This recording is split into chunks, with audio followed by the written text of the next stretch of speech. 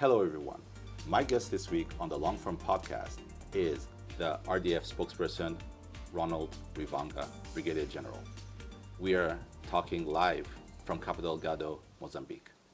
Afande Ronald, Yes, welcome to the Long Form. thank you very much. So, I usually have icebreakers, before we go into the real conversation. And these icebreakers help us have a better understanding of, as the listeners, of who this person is and what does their day-to-day look like. So I want to ask you, I want to know a little bit more about your journey as a soldier.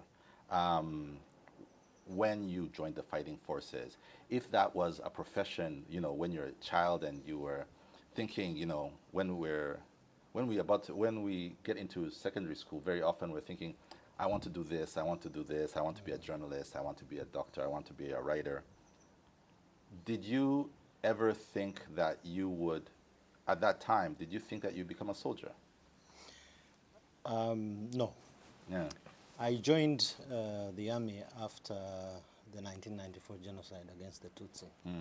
So this was basically the motivating factor. I wanted to join the force that would halt anything to do with genocide in the future. So I joined my university in 1994 after the genocide, but I was basically thinking about the aftermath after my university. So and it kept coming in my mind. So I made the decision when there was a cadet course that was scheduled after my university, the first cadet course in Rwanda. So I joined it after completing my studies. So I liked the training, quite tough.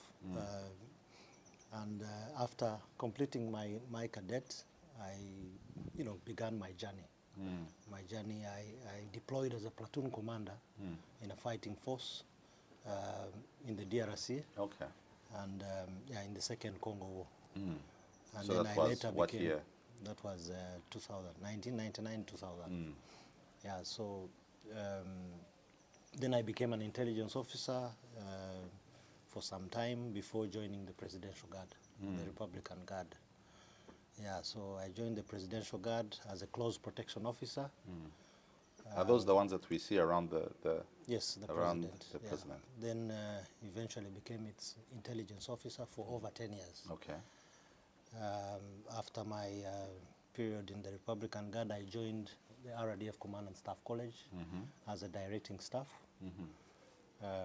After completing my studies in Fort Leavenworth, Kansas. That's where HE went in Yes, the 80s. yes. In the 89, 90, before joining the struggle. Yeah, so that's why I trained for a period of 8 years. I was a trainer, a military lecturer at the RDF Command and Staff College. Within that period, 8 years, I also went as a director. I became a directing staff in Tanzania. I trained Tanzanians at the TPDF Command and Staff College in Arusha, Tanzania. On my return, I became the course coordinator of the Junior Command and Staff course at Nyachinama, and then later became a course coordinator of the Senior Command and Staff course before I was appointed to be the RDF spokesperson. I have served as the RDF spokesperson for 3 years now. Okay. Yeah. And so, were you born in Rwanda? No, I was born in Kampala, Okay. Uganda. Yeah, I was raised there. I studied there, like many others who studied, abroad in different countries. Yeah. And so what? So that means your secondary school, primary school, secondary school, university as well? I had a few years in Nairobi. I studied in St. Mary's, Nairobi, Kenya, for 2 years, from 2, 3, and 4. Okay. Then I went to St. Mary's College, Kisubi. Ah, nice. From Kisubi, I basically went to a couple of schools, Mbara High School, and then joined Makerere University. And Mackay, what did you do? I did social work and social administration. Okay. So that's really interesting that you come from, you know, social work to now the armed forces. Did you see certain similarities between what you studied and the career that The you're in? military captures virtually everything. I mean, we cover every facet of our national life in the military. Social work is one of the things we do. Actually, in our human security concept, we're basically dealing with, you know, social work. So I find it, you know, quite a complementary role in the military. Yeah, and in our operational philosophy, as you are aware, we do not look at security from the perspective of, you know, providing, you know, physical security to people. We look at the wider concept of security, human security issues, food security, environmental security, you know, energy security, and any other security matter that ensures the safety and security of the public. So our military is involved in virtually everything. That's why I find myself a very relevant component. So, as RDF spokesperson, can you walk us through your day-to-day when you're maybe not in the field like here, but maybe you're back home at the Midadef building? What does your day look like when you step into the office? And is the first thing that you do, you know, like many of us, open your Twitter and see what is happening around the world, or do you have, you know, are you watching the BBC? What exactly does that look like? We basically handle both media and public relations. Yeah, we are the face of the RDF. We present an accurate image of what the RDF stands for. So we are on the battlefront, just like the fighting forces on the terrain. We fight misinformation, hate speech, and any other, you know, thing that affects the image of our army. So our battlefront is quite wide. We believe that there are 4 dimensions of, you know, 4 instruments of power. And when the adversary wants to, you know, hit you, they will always use them. There's the diplomatic, information, military, and economic instruments of national power. So the media and my role is actually in the information aspect. So we must ensure that we create, or we, you know, we present an accurate image of the defense forces, and we try to thwart any attempt to destroy our image, to present our image as if it's, you know, negative. So that's our primary role. Yeah. So on a daily basis, we monitor what is communicated about our army, and then we try to correct whatever misinformation is out there. Yeah. So again, back to your day-to-day. Let's imagine it's a normal Tuesday afternoon. There is no major crisis, for example. Although I guess when you're in the RDF, you're always getting ready for a crisis. But on a normal day, you come to the office, say 7 a.m. Can you walk us through an average day? Well, I walk into the office, I check different, you know, media outlets and what they're saying about different things. I must be informed about what goes on actually in my office. I have all the, you know, channels, you know, so I know exactly what is out there. I also monitor the internet and what it talks about, and then I also brief on a daily basis. I brief the CDS and several other, you know, senior military officers on the situation, the media situation. That is important. We respond. We present statements every other day on matters related to security and the military operations, our plans and procedures and activities, our projects. I actually do an annual brief, an annual report on everything that we do in the RDF. So as the public relations officer of the Defense Forces, I must be able to capture virtually everything that the RDF does. One other portfolio that I have been tasked to undertake is also the history component, because everything that we do today is tomorrow's history. Yes. And therefore, our media captures everything that we do. So we must be able to record in time, in real time, whatever the RDF is doing, so that it can inform tomorrow. You know, it can inform the generations to come about what RDF achieved. So our office is tasked to do that on a daily basis. Yeah, so we have quite a lot of work to do. Yeah, I can imagine. You know, do you ever miss, you know, just being out in the field, you know, commanding battle groups instead of, say, having to deal with pesky journalist questions and that very often might even seem very repetitive to you? No, I don't. I don't because I believe that we are on another front. We are on another front. Like I said, we have 4 dimensions, 4 instruments in which we project our power. And information must be one of them, and it must be as equally important as any of the 4, the other 3 dimensions. So I believe that I'm in a battlefront. Yes. Fighting misinformation, hate speech, and I carry out strategic comms for the Ministry of Defense and the RDF to ensure that our image is protected. Yes, which is very important. It's very important.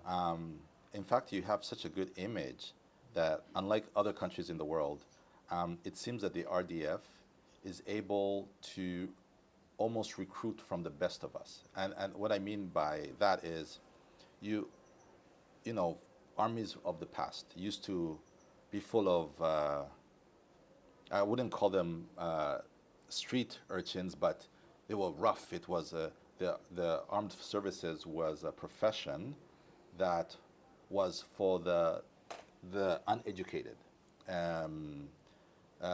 It was the profession for those who did not have any other choices in life.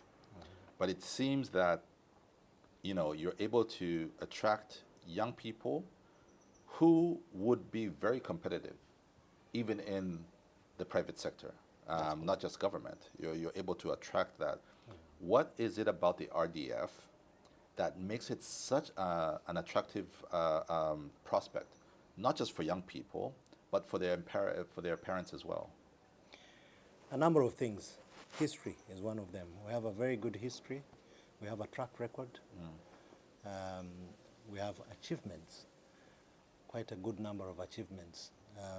Our predecessors, those that, you know, served in the military before us from 1990 to 94, did an excellent job in stopping a genocide, protecting our borders from threats from without. And generally, whatever we have done kind of informs the next generation that they need to continue these good acts.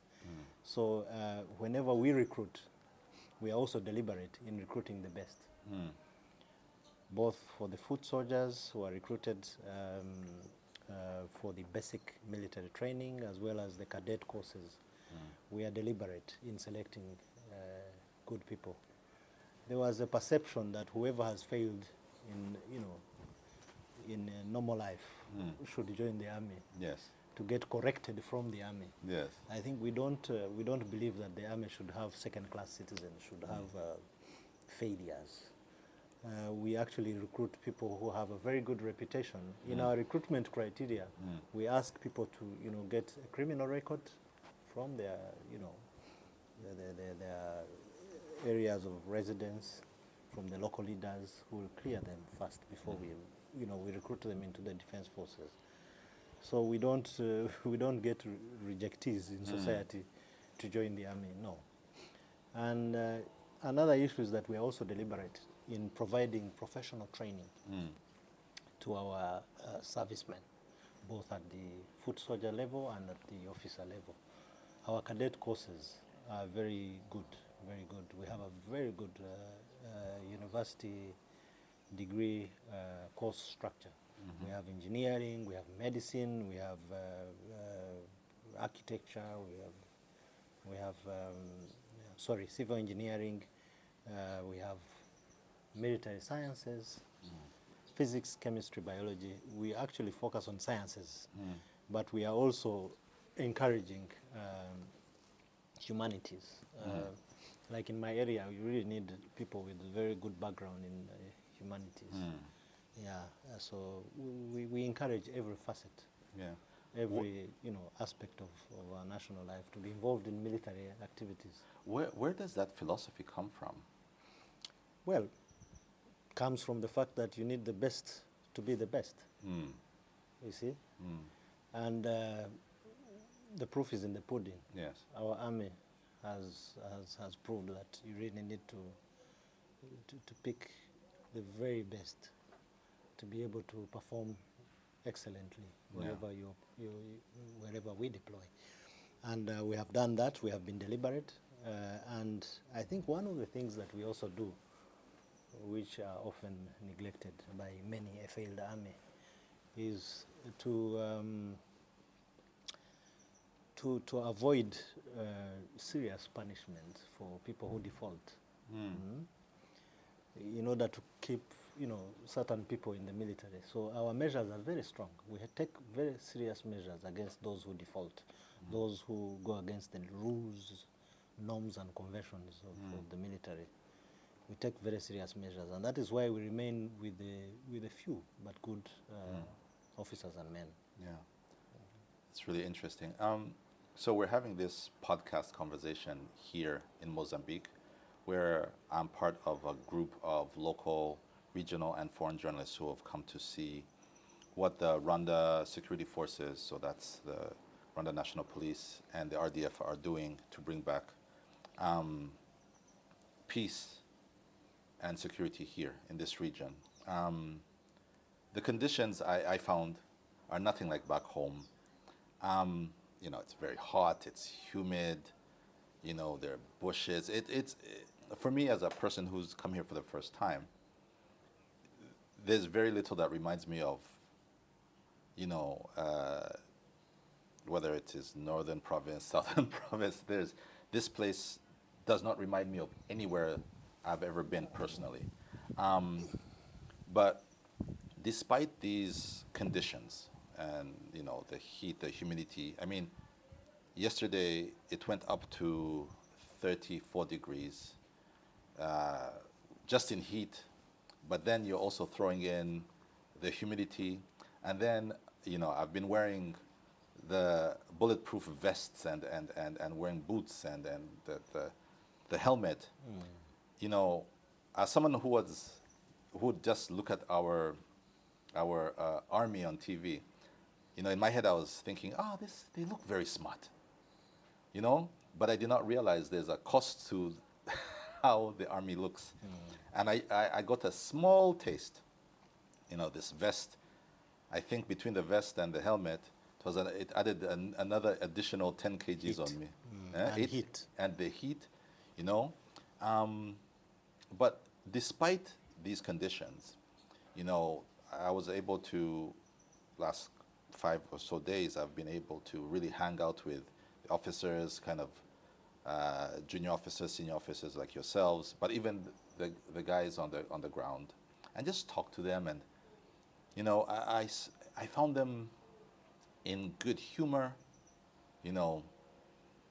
very relaxed, and it got me thinking, you're getting some of these young men and women, maybe who had been born in Rwanda, never really traveled. Now you've plopped them here. They're doing well, extremely resilient. What I want to know is, what is it that you do in terms of training them both physically and mentally that allows them to be so resilient, but not only just resilient, but also able to perform at a high level in a place that they're not familiar with? Comes from training. Our training, we believe that if you want to fight easy, you must train hard. So these conditions, the conditions that you're seeing here, Darfur, South Sudan, and elsewhere, are actually conditions that we have been conditioned to live in during Really? the training. Yeah, our training is rigorous, both for the foot soldier and the officer. These scenarios, these conditions have been, have been trained. We actually know, we have lived these conditions during the training. Yes. Yeah, so that's one. Two, our motivation is derived from our cause. Why are we doing something? Why are we doing something? Why are we here? So the protection of civilians is at the center stage of our belief systems. We believe that if your duty is as noble as that, then you must be able to sacrifice, pay the ultimate price if need be, to protect civilians. And this is derived from our history, a history in which, millions were killed. Yes. Millions of civilians were killed. And we vowed that this should not happen elsewhere. Wherever we are called upon, we know that this is something we agreed to do because we know what it feels like to be in a situation where, you are helpless. And so we want to do something that others should have done in our case. I guess it's so interesting because I would understand that as you, the officer corps, right? A lot of you are, not you, but a bit older. They either fought in the War of National Liberation, they fought in the different Congo 1, Congo 2. But I'm looking at some of these younger men who probably were raised in relative peace back home, where, I understand if you, as someone who was actually there, remembers and feels for civilians the way, you should. How about the younger troops? Where are they getting that? How is that message, that intergenerational message, being passed from you guys who fought and stopped the genocide to them who've maybe lived in relative peace? How does that love for civilians, that protection, where does that come from? It comes from leadership. Our leaders inculcate that culture, that belief in trainees at all levels. So it's something that needs to be passed on from one set of leaders to another. And that is why I keep telling the youth that they are the architects of the peace and security today. The leaders may provide guidance, but the troops, the fighting troops, are the youth who did not fight our struggle. So it's important for them to know that in the jungles of Cabo Delgado, in the scattered bushes of South Sudan, in the deserts of Chad, it is the youth. It is the youth who are doing all these things. These young men that you're talking about are the ones that are fighting the battles. And women. I've seen exactly a few women on the battlefront. They're the ones that are doing everything. We are commanding, but they are, performing. Yes. And they must understand that. They must understand that with good leadership, a lion can actually command sheep. That's really interesting. Okay. So I want to continue on the conversation we're having about Mozambique. No matter how successful our forces are here, right, in terms of, I've seen, whether it's in Palma, Mocimbo de Praia, Awase, these places that you've showed us, there's peace, there's security, people are going about their day. And when you talk to them, they say, thank you, Rwandan forces. Thank you, Abanyarwanda, for, bringing back normalcy in our lives. But no matter how successful we are in bringing back peace, security, normal life here, we eventually have to go home, right? It can be 1 year, it can be 2 years, it can be 10 years. Eventually, we'll have to go back home. But we've also seen that in other countries in the world, maybe not where RDF is concerned, where the pullout of these forces ensures chaos. We saw that in Afghanistan. I think we've seen it we saw it in Rwanda during the genocide. We've seen it Somalia during the times of the Black Hawk Downs, and so troop pullout is often traumatic for the civilians. How will the RDF ensure, or the Rwanda security forces ensure, that our pullout will not leave people in harm's way? My only answer to your question is that we must plan for an exit that is, based on tangible outcomes. Our mission was fourfold. We needed to conduct security operations to dislodge insurgents from all their strongholds, which we did to a large extent in the areas that we occupy. We needed to conduct continuous security operations in these areas where we dislodged the insurgents to ensure that the insurgents do not return back. Carry out stabilization operations to ensure that civilians return back to their homes and go on with their normal business. And then lastly, to carry out security sector reforms. We are at that stage whereof we are training. We are capacitating the Mozambican forces through, training at different levels. The EU is also doing their role, but we want to ensure that by the time we leave, they will have a force, not only a force, but also the ability to operate the same way we did. So we do on-job training. We do the train. First of all, there is the training, the formal training, and then there is the on-job integrated operations that we do with them. So once that is conceptualized, then we can withdraw slowly, and that is our plan. Yes. That is our plan, and that's more sustainable. I don't think we should have a silver bullet. We should be the ones to determine the destiny of a nation. I think they will play a very big part in contributing to this. So if they can, work with us closely, which I believe they are, we'll have an exit that is, flawless. I mean, fingers crossed, because we've seen it in history where the exits. I mean, I'm sure as an army man, watching people trying to clamber on planes as the Taliban was. Not all situations are the same. One thing I can tell you is that Ansar al-Sunnah wal Jamaa was not a popular organization here. They actually terrorized the locals. So I think we shouldn't compare scenarios that are not comparable. Yeah. When you have a predominantly popular movement, it's a bit. It's different.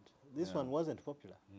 They were cutting off people's heads and cutting them into pieces, simply because of their belief systems, their religions, and ironically, actually, they destroyed mosques and even killed their fellow Muslims. Yeah. So I believe that it's important that you understand the philosophy, the understanding, the beliefs of a group before you think they will be successful. The fact that we could dislodge them in 1 month shows that they did not have a political base from which to successfully conduct mobilization activities. But you say so that. I think yesterday the army commander was very clear about it. He said this organization was not popular.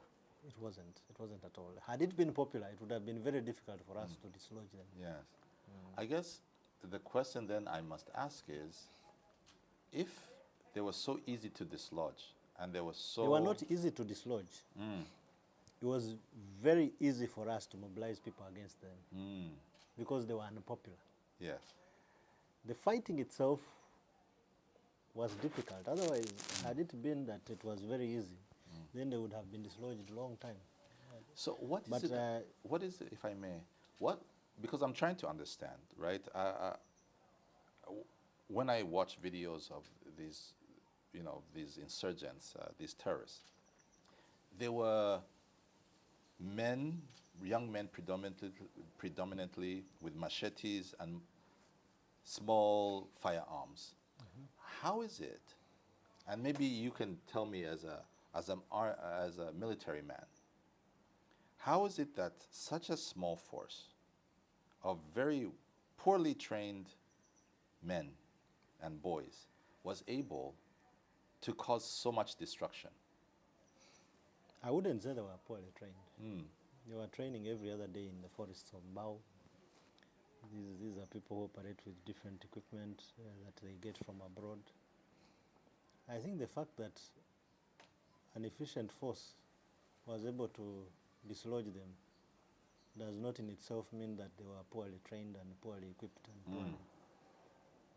They managed to hold territory for quite a long time, from 2017 to 2021. Yes. Mosimbo had prior and some areas of Palma. 4 years. 4 years. So you cannot say it is you need to put things in context. The fact that they were dislodged by a better force does not make them A bad force. a weak force. So I think we must put this in context. Was the fighting hard? It was hard in the sense that we had to outmaneuver them in many ways. We had to beat them at their own game. We are a force that has lived all conditions. We have fought insurgencies. We have trained for different scenarios, so it was easy for us to deal with them. Because when you have a force that does not hold ground, that operates in small groups, attacks, through ambushes, you need to really know exactly how to respond to such a force. And that's what we did. So I wouldn't say it was easy. But I will insist that they needed popular support. They needed support from the public, which they didn't have. And we basically got it. Yes. And that's why we beat them at their own game. Yes. So what about Rwanda's counterinsurgency strategy makes it so successful when they are, fighting rebels and whatnot? Because obviously it's worked here. Is it because of for example, our own insurgency? Back in the late 90s, we were dealing with Abachenjezi, and they were really in the communities. Was the lessons of, the fight against the Abachenjez, were those the kind of lessons that then helped form our counter-insurgency protocol? In a way, yes. In a way, lessons from our insurgency informed us and guided us in everything we do. First of all, it is important for you to address human security issues, for the population to realize that actually you are a force for change, a force for positive change. And in any insurgency, you must seek to address the underlying causes of the insurgency. That's the first thing. And I think we've learned from our own insurgency that we must work towards that. But there are several other actions that are embedded within that philosophy. One of them is, of course, reconciling a broken society, integrating without taking very serious punitive measures against those who are in the insurgency, because that discourages people from returning back. You need to give a certain, amnesty to people who are engaged in an insurgency to come back and go on with their own lives. In our own situation, there were people who could have actually been charged with terrorism. Cases. Yeah, with terrorism. We tried as much as possible to understand their reasons for fighting and address them. That's our philosophy. Yes. And I think that helped quite a lot. But beyond that history, our force also needs to be disciplined. We must take serious measures against those who breach, those who perform unlawful acts. And I think our president was very tough on unlawful people. People who were, carrying out acts of retribution, for their families who were killed in the 1994 genocide. I mean, in order for you to reconcile a society, you really need to take very serious measures. And I think our president did the best to, you know, contain the situation. It could have easily gone out of hand. And so we can pass on some of those lessons to our Mozambican counterparts to reconcile, you know, as much as they can, and you know, integrate some of these people. And, you know, Is that what you're and seeing? that's what we are happening? seeing today. And you've seen some returnees coming back. Some were involved, especially the young ones. The young ones have been indoctrinated, and many of them unwillingly. Actually, most of them. That's what makes this scenario better than most other scenarios. Most of the people who were recruited into the ranks of Ansar al-Sunnah wa Jamaa were forced to join the ranks. I mean, about 90% Yes. were all forced. So it's easy to integrate such people back to society and, you know, show them that we are a force for good. Yeah. Yeah. The fight against terrorists, though successful, here has a cost, especially to, you know, the military men and women who are on the front line. Lives are lost. This is not just, it's not war games. It's real life and death. You know, kill or be killed. But not only are the soldiers dying, that is one level of sacrifice, but, you know, some are simply away from home. You know, they're far from their loved ones.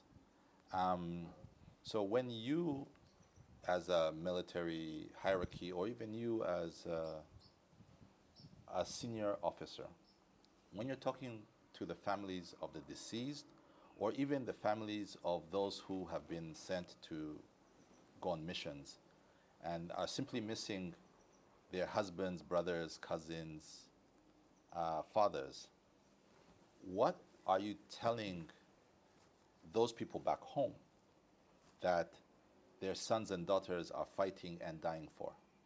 Is there, and how are you helping them understand that their sacrifice is well worth it?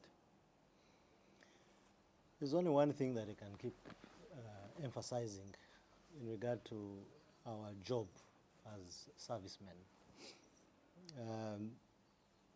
We are ready to pay the ultimate price in order to protect civilians wherever we deploy, be it in peacekeeping missions or bilateral interventions. That's our belief. We are trained to operate like that, and that is based on our history. We saw millions being slaughtered in 1994. In 2004, we made the decision to join peacekeeping missions and protect civilians wherever we're called upon. We have done it in Darfur, we have done it in South Sudan, we have done it in Kal, and we're doing it in Mozambique. This is something we signed for. This is something we believe in. So we tell these families that, you know, we are all in the military to serve our nation, to protect civilians.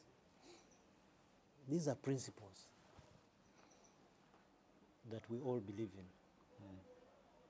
I told you that I joined in 1999 after the genocide against the Tutsi. For me, I felt that, you know, I need to be part of the process that will halt a future genocide.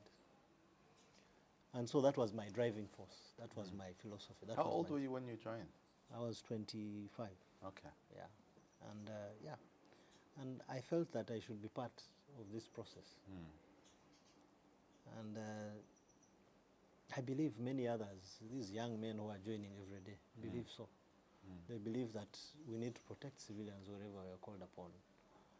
And it doesn't matter race, tribe, ethnic group. Human beings are human beings. You know, so we need to be part. We need to work towards protecting civilians wherever we are called upon. It seems like what you're saying is such an easy thing to get your head around, right? Protect the weak if you're strong. It's almost biblical. It's almost like a command from God. But we don't see, there seems to be a certain exceptionalism of the Rwandan Defense Forces or even the Rwandan security forces in that. You know, with that whole Kigali Declaration for the protection of.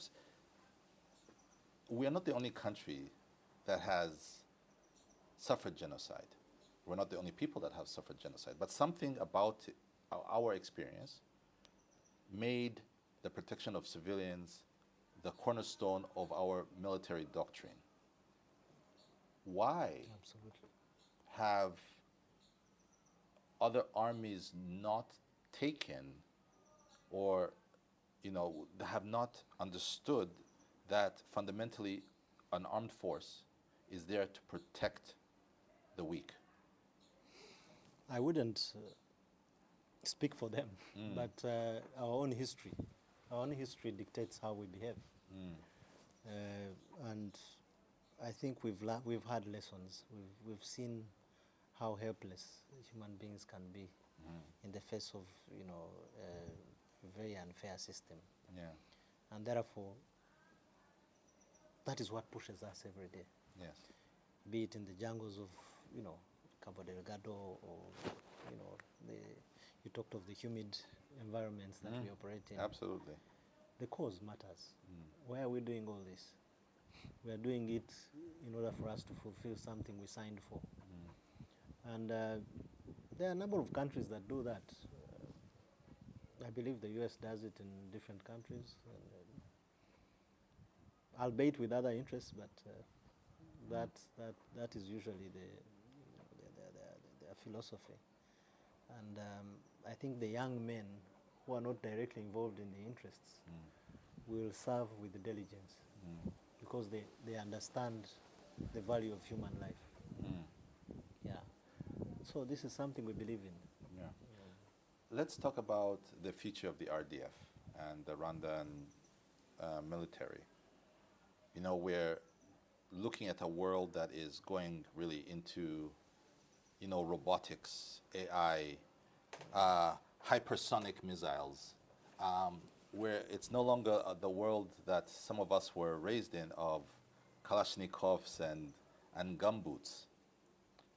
How does our military stay focused on not just the threats of today, which might be, you know, sandal-wearing insurgents, but also maybe a future where the enemy might be an AI-powered robot that has been programmed in, you know, not only by a state, because maybe I'm thinking crazy thoughts here, but maybe 15 years from now, 20 years from now, the terrorist group, the FDLR, will not be sending human beings. They'll be maybe sending robots with, you know, how is the RDF, how is our military preparing for a future that we can't even imagine right now as we sit here and talk? Research. Research and development. That's it. We keep improving ourselves as far as equipping our units and to deal with contemporary threats and to deal with our adversaries' you know, equipment. And so we are always researching. Yeah. We are moving forward. Yeah. We've moved from Kalashnikov to other weapons, and so we are advancing. Yeah. So without necessarily going into the details of what we are doing, fine. I can give you a guarantee that our research and development is productive. It's doing its job. But you do see the new, you know, threats on the horizon. Yeah, we do. We do. If it's not a secret, maybe I just threw in a couple of threats for all of humanity when I'm talking about AI and robotics. Are there certain threats that you see as military men? We do, but I'm not at liberty to discuss all our threats. Lest others pop up. Yeah, so yeah, we do. We observe. We have a research team that looks at them every other day. Okay. I cannot leave this interview without asking a question that you probably got tired of hearing, you know, the Okay. Congo question. Congo, Congo, Congo. Yes, we're in Campo Delgado, but Congo seems to be our eternal question. Today is the 20th, and right now, actually, their borders are closed as they go through an election for a presidential and, if I'm not mistaken, a legislative election. We've been hearing or reading, hearing and reading, a lot of threats coming from the presidential candidate and president. So he's the same person, Tshisekedi, about, you know, what he's going to do. He said that in the next, if he wins 2 weeks after, he'll go to the parliament, call a joint session of parliament, and declare war on Rwanda. I know that this question is a political question, but because he's moved it from the realm of politics, although war is politics, it's just in another format, but now he's talking about moving his troops across our border and into Rwanda. How ready is the RDF to meet the Congolese military threat if and when he decides to put his declarations into action? I will answer the political question with a military answer. Yes. We are ready. Ready. We are ready for any of those, and we're always ready for that anyway. There's nothing new in our readiness. Yeah, so we are ready for that action if it ever comes. So people should rest easy. They should rest easy. No, We are no very problem. ready. Yeah. HE said a few years back that Rwandans should take their security for granted. Exactly. You agree with that? I agree entirely. Of course you do. That's your Commander-in-Chief. Yes. Yeah, Afande Rivanga, thank you so much Thank you for joining us. Thank you very much.